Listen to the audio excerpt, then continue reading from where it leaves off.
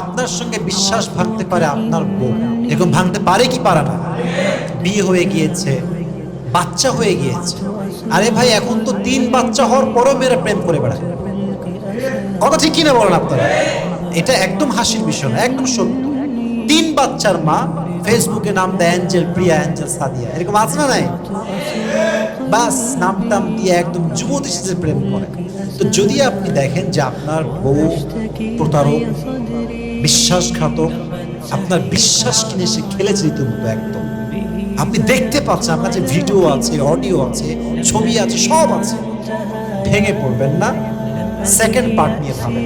অর্থাৎ পার্টটা হচ্ছে, দুনিয়াতে মেয়ে একটা না, আরো মেয়ে আছে না নাই? আল্লাহ হয়তো আপনাকে টেস্ট করছেন, আপনি কি করবেন? পরীক্ষা দিচ্ছে আল্লাহ আপনাকে।